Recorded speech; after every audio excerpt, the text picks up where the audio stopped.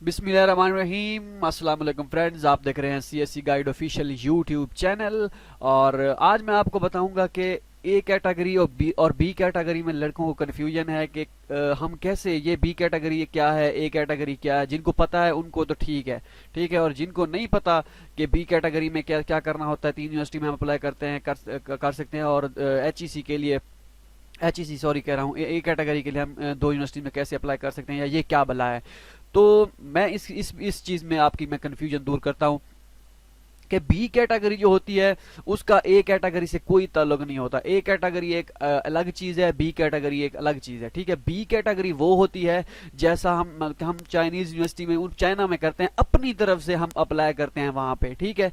हम अपनी तरफ से, हम किसी इंस्टीट्यूशन पाकिस्तान के उसके साथ कोई एफिलिएट नहीं होता, उसमें कोई इन्वॉल्व नहीं होती, कोई भी डिपार्टमेंट या कोई अथॉरिटी इन्वॉल्वमेंट नहीं होती उसमें, ठीक है। तो हम अपनी तरफ से चाइना में अप्लाई करते हैं, वो डॉक्यूमेंट्स रिव्यू करते हैं, सब चीज़ें करते हैं। अगर हम उनकी तरफ से ओके होते हैं तो वो फिर हमें डॉक्यूमेंट्स भेजते हैं, और हम क्या करते हैं यहाँ पे, फिर हमने एचईसी हम अपनी अथॉरिटी से वो डॉक्यूमेंट वेरीफाई करवा के फिर हम वीज़ा लगवा के बाहर चाइना जाते हैं। लेकिन ये ए कैटेगरी क्या है, जो तो सीधा सीधा एचईसी की तरफ से ये चाइनीज गवर्नमेंट स्कॉलरशिप के लिए अप्लाई, ये चाइनीज गवर्नमेंट स्कॉलरशिप के लिए तरीकाकार होता है।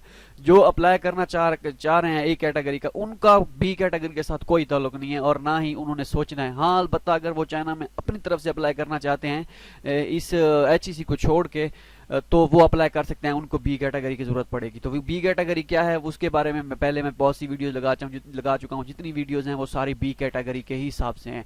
तो ये चीज़ जो है ए कैटेगरी, इसमें क्या क्या है, एक्सेप्टेंस लेटर क्या ज़रूरी है या नहीं, क्या रिक्वायरमेंट है, इसके बारे में मैं आपको बताता हूँ कंप्लीट। और जो जो मसले लड़कों को आते हैं, फ़ी का मसला आता है, फ़ी कैसे पे करनी है, और डॉक्यूमेंट्स हमारे टेस्ट होने चाहिए एचईसी से कि नहीं होने चाहिए, इसके बारे में आज जो जो लड़कों के मसले हुए हैं, मैं उन मसलों के बारे में मैं आपको बताऊँगा कि लड़के कौन कौन से प्रॉब्लम्स फेस कर रहे हैं। तो अगर तो आप एचईसी के लिए अप्लाई कर रहे हैं एचईसी के थ्रू, तो इसमें आपको पहली बात है, हम आपका चाइना के साथ कोई लेना देना नहीं है, ठीक है। आप ए कैटेगरी, मतलब ये ए कैटेगरी उनके लिए बनेगी जो बी कैटेगरी के लिए अप्लाई करेंगे। ये लाजमी नहीं कि अगर ए कैटेगरी अप्लाई करें और वहाँ पे बी कैटेगरी के लिए अप्लाई करना पड़े, नहीं।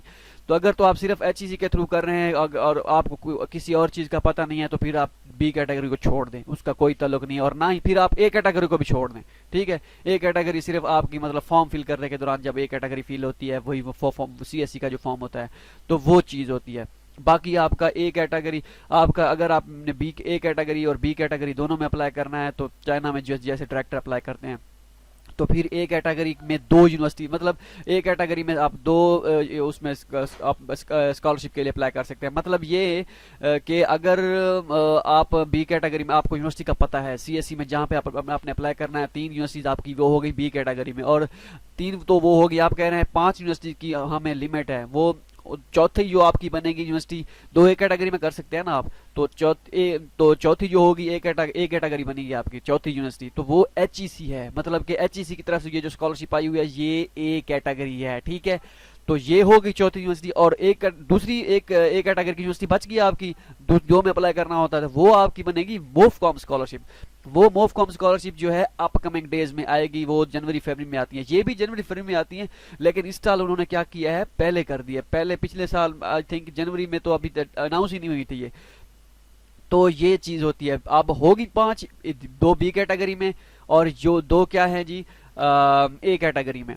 अब मेन चीज़ जो आती है, जो आपने फ़ी पे करनी है, कि हाउ टू अप्लाई में फ़ी कैसे पे करनी है, और हमें कैसे पता चलेगा देगा कि हमने फ़ी पे करनी है। तो आपने क्या करना है, सीधा सीधा बैंक जाना है, ठीक है। बैंक वालों के हमें चलान दे दें, वो जो ब्लैक जो देते हैं वो चलान, वो आपको चलान देंगे, वो ऐसे ही बैंक में पड़े होते हैं। जैसे आप यूनिवर्सिटीज़ वगैरह में फ़ी पे करानी होती है, उनसे एक वाउचर लेते हैं, ठीक है। वो वहाँ पे अपना नेम फिल करते हैं, अपना रोल नंबर वगैरह लिखते हैं, और उनको फ़ी दे के वो चलान उनको देते हैं, आपको फ़ी दे देते हैं। आपने ऐसे ही करना है, वहाँ पे उनसे आपने चलान लेना है 300 रुपये का, वहाँ पे ये जो डिटेल वगैरह देनी है, ये वाली दे देनी है, ठीक है। और ऊपर चलान 300 का लिख के बैंक में साथ वालों वो देखेंगे 300 का चलान है, वो फिर जमा कर लेंगे, और आपको जो है वो कार्बन कापी उसकी दे देंगे, वो आपने स्कैन करके अपलोड करनी है। और इसके बाद आता है कि एक्सेप्टेंस लेटर लाजमी है या नहीं है।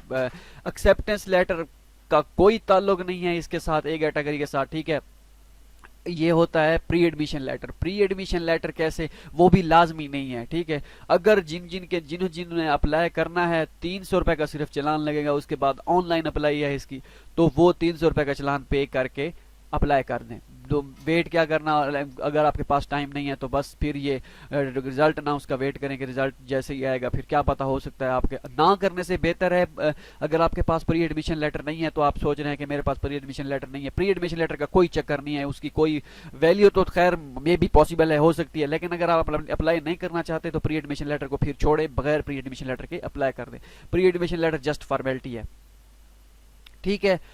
तो ये चीज़ हो गई। और इसके बाद मोफकाम की जो है स्कॉलरशिप और वो सारी चीज़ें, और वो उसके जैसे जैसे रिजल्ट उसका आएगी स्कॉलरशिप, तो उसके बारे में मैं बता दूंगा। तो होप सो आपको इसमें सब चीज़ क्लियर हो गई होगी। और बाकी जो डिग्री वेरिफिकेशन है, डिग्री वेरिफिकेशन लाजमी नहीं है, इसमें ना कोई आइट्स का चक्कर है ना कुछ। डिग्री अगर आपके पास वेरीफाई नहीं है फिलहाल HEC से, तो कोई मसला नहीं है। तो यहाँ पे ये लिखा हुआ all education degrees transcript better to last terminal degree test by HEC and IBCC, ठीक है। तो ये सिर्फ लिखा हुआ है यहाँ पे, कहीं पे ये भी लिखा हुआ था कि अगर ये सारी चीज़ें क्या हैं, ये सारी चीज़ यहाँ पे लिखा हुआ है। After online submission of applicants HEC will ask through email to only shortlist candidate to the submit 2 sets of following attested documents. तो ये मतलब कि ये चीज़ें बाद में रिक्वायर्ड की जाएंगी, ठीक है। जब आप सिलेक्ट हो जाएंगे, पहले ये करेंगे, स्क्रीनिंग करेंगे, जो उसमें जो लड़के सिलेक्ट होंगे उनको फिर ये मेल करेंगे, भाई ये इस दिन आपका इसमें मैंने एक स्कॉलरशिप के लिए अप्लाई किया था, तो उसमें हमें कहा गया था कि आप HEC के ऑफिस इस टाइम पहुंच जाएं। मेरी डिग्री भी वेरीफाई नहीं थी, तो हमने उन्हें कहा था कि भाई हमारी डिग्री वेरीफाई नहीं है। उसने कहा कोई मसला नहीं है, आप इंटरव्यू के लिए पहुंचे। इंटरव्यू देने गए थे, बगैर उसके हफ्ता बाद में वो हमने वेरीफाई करवानी थी डेट, मतलब उसकी थी जो हमारी अपॉइंटमेंट की डेट थी HEC के ऑफिस, तो वो उसके बाद हफ्ता बाद वेरीफाई करवानी थी। तो फिर हम बगैर उन्होंने वेरीफाई किए डिग्री वगैरह, वैसे ही हमने इंटरव्यू दिया था। आपका भी सेम ऐसा ही होगा। पहले आपको कहेंगे कि आप HEC के लिए आप ये इंटरव्यू रखेंगे या टेस्ट रखेंगे। आई थिंक ये अगर बंदे ज़्यादा होंगे, डेफिनेटली बंदे ज़्यादा ही होंगे। तो ये चीज़ हो गई। इसमें 5 जनवरी तो इसकी लास्ट डेट है। तो ये क्लियर हो गया कि इसमें डॉक्यूमेंट्स की उसमें रिक्वायर्ड नहीं है HEC से वेरीफाइड। ये आपको बाद में बताएंगे, आपको टाइम देंगे महीने का, उसमें आपको वेरीफाई करके देंगे। ये चाइना वाले, ये HEC वाले खुद स्कॉलरशिप दे रहे हैं, ये आपकी डिग्री वगैरह का कोई चक्कर नहीं है, वेरीफाई हो जाएगी इसका लेकिन एहतियातन आप अपनी वेरीफाई करवा लें तो अच्छा है। उसके बाद मेन चीज़ आती है कि B कैटेगरी में हम 3 में अप्लाई कर सकते हैं। A कैटेगरी में हमारी 2 यूनिवर्सिटीज़ हैं कि ये ये 3 से ज़्यादा, क्योंकि हर किसी को पहले भी मैंने बता दिया है कि 3 B कैटेगरी और 2 A कैटेगरी अलग है। लेकिन आपका B कैटेगरी में 3 करने के बाद ये 2 में आप कर सकते हैं अप्लाई, कोई इसमें मसला नहीं है, ठीक है।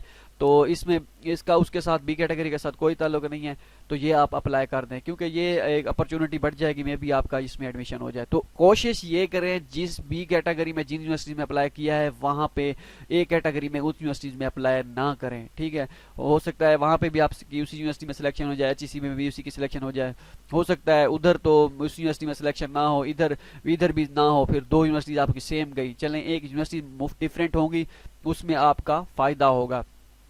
तो यहाँ पे फिर फॉर्म वगैरह मैंने फिल करके बताया था कैसे फिल करना है, तो वो आपने देख लिया था। ये एजेंसी नंबर आपने ये 5861 ये फिल करना होता है A कैटेगरी का, जब आपने CSE का फॉर्म फिल करना होता है। जो मैंने लास्ट वीडियो HEC की लगाई थी उसमें मैंने बताया था कि आपने फॉर्म कैसे फिल करना है और किस तरह सारी चीज़ें करनी है। लेकिन मेन चीज़ जो है HEC का फॉर्म है, क्योंकि HEC ने पहले स्क्रीनिंग करनी है, लेकिन आप CSE का फॉर्म फिल करके रख लें, फिल करें, वो ज़्यादा आपके पास आपके में बेहतर होगा। लेकिन वो बाद में HEC वाले कहते भी हैं, करवा भी देते हैं वो भी कि आप अपना फॉर्म फिल करें। तो HEC का फॉर्म तो लाजमी फिल करना ही करना है, CSE का कर दें, ठीक है, वो अच्छा होगा। होप सो आपको ये सारी चीज़ें क्लियर हो गई होंगी और कन्फ्यूजन आपकी दूर हो गई होगी।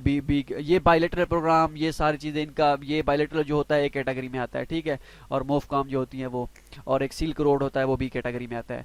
तो ये सारी चीज़ें ठीक है, आपको पता चल गया होगा, कन्फ्यूजन वगैरह आपकी सारी दूर हो गई। होप सो आपको सब चीज़ मिलते हैं अगली वीडियो में, दुआ में याद रखिएगा। अल्लाह हाफिज़।